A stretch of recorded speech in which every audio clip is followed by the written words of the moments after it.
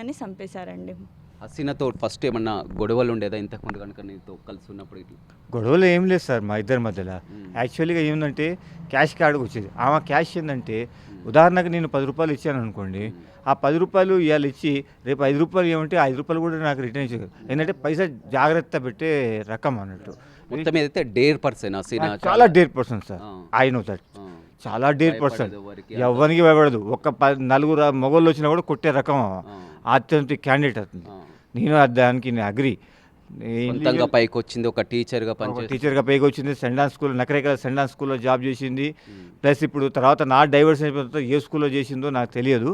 But dare and person.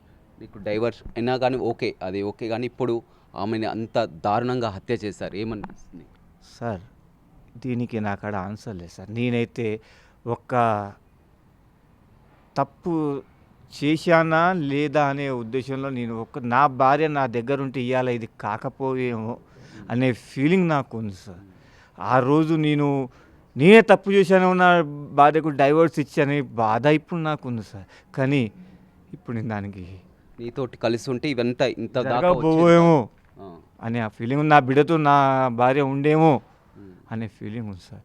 కానీ ఇవాళ నా బిడ్డది నా అల్లుంది మర్డర్ చేసిరని మొత్తం మీడియా వాళ్ళు వైరల్ చేయడం వల్ల నా బిడ్డ నా అల్లుంది జీవితం ఖరాబ్ అయిపోయింది. నా అల్లుడి ర్యాపిడో నడుపుతాడు.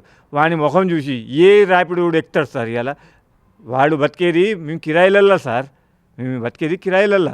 ఎవడన్నా ఇప్పుడు కిరాయి అయితే అరే నువ్వు మర్డర్ ఇస్తానంటే ఏం కావాలి సార్ నా పరిస్థితి? ఇప్పుడు మేము ఎట్లా ఫస్ట్ మీరు అసలు కలిసి ఉంటే ఒకవేళ అమ్మ ఈ విధంగా డైవర్స్ కాకపోతే ఇదంతా జరిగేది, అంతా మీ కుటుంబం అంతా ఒక ఫ్యామిలీ అన్యోన్యంగా మంచిగా ఉండేది. అన్యూన్యంగా ఉంది సార్. ఇప్పుడు ఇప్పుడు కూడా మా లేదు. దగ్గర